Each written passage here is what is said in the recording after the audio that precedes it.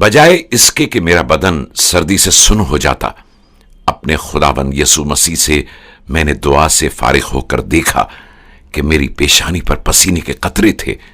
اسی اثنا میں اچانک یوں ہوا کہ کسی نے باہر سے کنڈی کھولی۔ میں تھوڑی دیر تک صبر کر کے دروازے پر آیا کہ کسی کے پاؤں کی آہٹ سنوں، مگر کوئی نہیں تھا۔ میں نے دروازہ کھول دیا اور دیکھا کہ پوری گلی سنسان تھی، اور میرے کان میں خداوند یسوع مسیح نے آواز دی، بھاگ نکلو، میں نے دروازہ کھولا ہے۔ میں اسی حالت میں بھاگ کھڑا ہوا، لیکن کہاں جاؤں؟ لاہور میں تو کوئی بھی مسیحی دوست نہیں ہے جو واقف کار ہو، سوا ان دوستوں کے جو مسلمان ہیں۔ میں لاہور سے رائے ونڈ کی طرف آنے والی ریلوے لائن کے ساتھ ساتھ بھاگتا رہا۔ لاہور چھاونی ریلوے اسٹیشن پار کرنے کے بعد ایک ویرانے میں ریلوے لائن سے گر کر ایک نشیب میں جا گرا، کیونکہ سردی نے بدن کو جکڑ لیا تھا۔ دن کے قریب 11 بجے سورج کی تپش نے گرم کر کے دوبارہ آنکھیں کھولنے پر مجبور کر دیا۔ میں ہوش میں آ چکا تھا۔ ماڈل ٹاؤن لاہور کی طرف رخ کیا، لیکن اپنے ننگے پن اور بڑے بڑے بنگلوں کا موازنہ کر کے ایک طرف مڑ گیا۔ ماڈل ٹاؤن کے پیچھے ایک گاؤں نظر آیا۔ اس گاؤں میں داخل ہوا تو میدان میں کچھ بچے کھیل رہے تھے۔ میں نے ایک بچے سے پوچھا، برخوردار یہاں کوئی مسیحی ہے؟ جی ہاں، میرے والد صاحب پادری ہیں۔ مگر آپ کو ان سے کیا کام ہے؟ بس مجھے اپنے والد صاحب کے پاس لے چلو۔ میں نے اس بچے سے التجا کی۔ یہ ننھا بچہ مجھے اپنے گھر لے آیا۔ یہ کیپٹن سیمیول تھے، جو بڑے تپاک کے ساتھ مجھے ملے اور مجھے تسلی دی کہ اب تم محفوظ ہو۔ اگر کوئی آفت آئی تو پہلے وہ خود کو قربان کر دیں گے۔ میری مختصر کہانی سننے کے بعد وہ آپ دیدہ ہو گئے اور میرے ساتھ مل کر نجات دہندہ خداوند مسیح یسوع سے دعا کی اور بستر میں لٹا دیا۔ اس کے بعد ایک دیہاتی ڈاکٹر کو بلوا لائے، جس نے مجھے دوا دی اور سوئی بھی لگائی۔ میں قریب 4 روز تک ان کے پاس رہا اور پھر میں نے کیپٹن صاحب سے کہا کہ میں گوجرا جانا چاہتا ہوں۔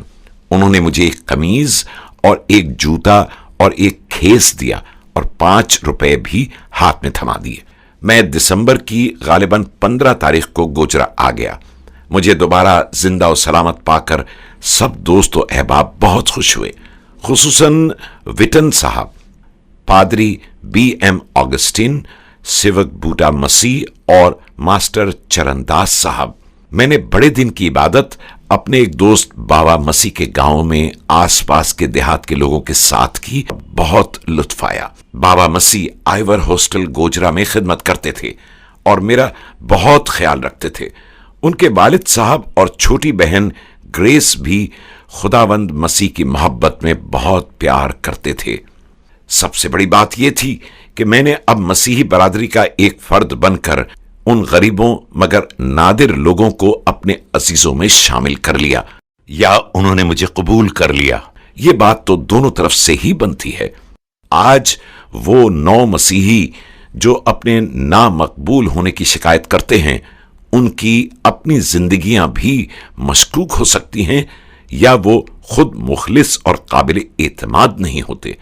اگر وہ آسمان کی بادشاہی کی خوشخبری اور خدا کی راست بازی کی منادی کرنے میں مسیح یسوع کی طرح پاک دلی سے مخلص ہوں، تو خدا باپ یسوع نام میں خود بھی ان کو قبول کرے گا، اور مسیح کے لوگ بھی ایسے صاف دل نو مرید مسیحی گواہوں کو اپنی کلیساؤں میں جگہ دیں گے۔ مگر ضروری ہے کہ وہ ہر بات میں، ہر حالت میں اپنے خداوند یسوع مسیح پر بھروسہ کریں، نہ کہ کسی انسان پر یا کسی پادری پر یا کسی چرچ پر۔ اگر کوئی مسیحی قبول نہ بھی کرے تو بھی فکر نہیں کہ خدا باپ نے مسیح یسوع میں تو قبول کر لیا ہے، اور جب آسمان نے قبول کر لیا ہے تو زمین کے حالات کی فکر نہ ہو کہ خدا خود ہی اپنی خدمت کے حالات اور مواقع پیدا بھی کرے گا۔ ہمیں صرف یسوع مسیح کے پاک کلام اور اسی کی پاک روح سے معمور ہونا ہے، اور ہر وقت اور ہر حالت میں مسیح کے مردوں میں سے زندہ ہونے اور آسمان کی بادشاہت کے کلام کی منادی اور گواہی دینا ہے۔ باقی کام اور خدمت لینا ہمارے خداوند یسوع مسیح کا کام ہے۔ ہمیں اپنی فکر فقط اسی پر ایمان سے ڈالنا ہے کہ اس کو ہماری فکر ہے۔ نماز عشق۔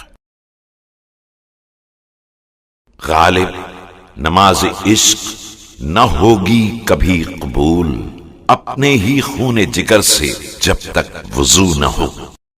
الف۔ سجدہ ریز۔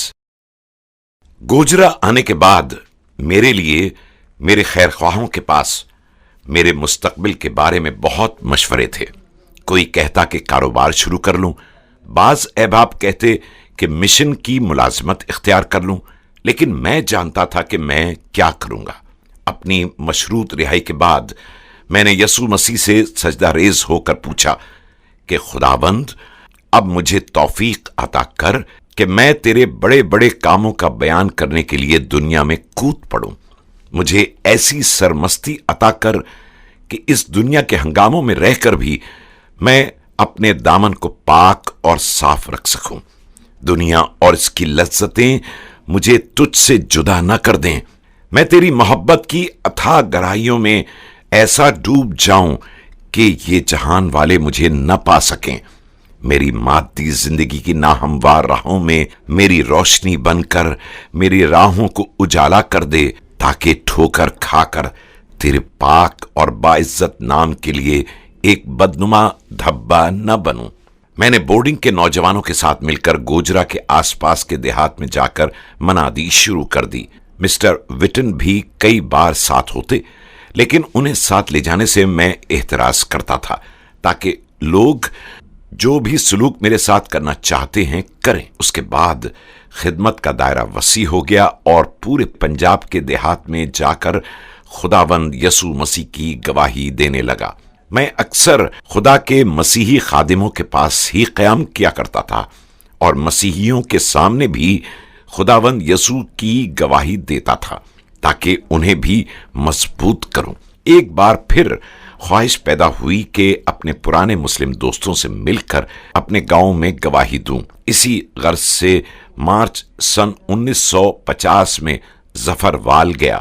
معلوم ہوا کہ میری جدائی کے غم کو والدہ نے اتنا گہرا لیا کہ چند روز ہی میں چل بسیں۔ ماں تو بہت قیمتی چیز ہوتی ہے، لیکن یہ بھی ہم نے قبول کر لیا تاکہ اپنے آقا یسوع مسیح کے لیے سچی نماز کی نیت ہرگز نہ ٹوٹنے پائے۔ اس کے بعد میرے بھائیوں نے میری طرف سے خوفزدہ ہو کر کئی حربے استعمال کیے۔ انہیں ڈر تھا کہ یہ کہیں اپنے حقوق کے لیے قانونی چارہ جوئی نہ کرے۔ مجھے اس بات کا علم نارووال میں ہوا کہ چنگی ناکہ پر چند کشمیری نوجوان میری گھات میں بیٹھے ہیں۔ پادری عیسیٰ داس کے گھر پر ایک مسلم دوست نے آ کر بتایا کہ احتیاط ضروری ہے۔ میں نے ارادہ کیا کہ وہ باتیں جو میری نماز عشق میں رکاوٹ ہو سکتی ہیں، میں ان سے کنارہ کشی اختیار کر لوں۔ میں نے تحریر میں دے دیا کہ میں اپنی رضامندی سے اپنے والد چودھری لال خان باجوہ کی جائیداد میں جو میرا حصہ ہے اس سے اپنے بھائیوں کے حق میں دستبردار ہوتا ہوں۔ اسی ماہ ایک شفیق بزرگ پادری چندورے بعد میں بشپ سے میری ملاقات ہوئی۔ انہوں نے حالات کا جائزہ لیتے ہوئے مجھے مشورہ دیا کہ میں سندھ یعنی سکھر چلا جاؤں، کیونکہ پورے پنجاب میں میری جان کی حفاظت غیر یقینی تھی۔ میں نے برا قبول کر لیا۔ چل بلیا ہن اتھے چلیے جتھے رہندے انے، نہ کوئی ساڈی ذات پچھانے تے نہ کوئی سانو منے۔ سکھر میں ایک مہربان اور بزرگ پادری کارسن صاحب مشنری تھے، اور پادری ہرنام داس نندا اور پادری جے بی راوت بھی انہی اوقات میں تھے۔ میں نے چند ماہ بائبل سوسائٹی کے زیر انتظام کام کیا، لیکن ضمیر نے آواز دی کہ یہ تو پھر وہی کاروباری سلسلے کا آغاز ہو گیا۔ میں نے بڑی عاجزی اور انکساری کے انداز میں اس ملازمت کو الگ رکھ دیا اور پادری کارسن صاحب سے سندھی زبان سیکھنا شروع کر دی۔ بہت تھوڑی محنت کے بعد میں سندھی زبان بڑی روانی سے بول، پڑھ اور لکھ سکتا تھا، جس سے زبان کا خلا دور ہو گیا۔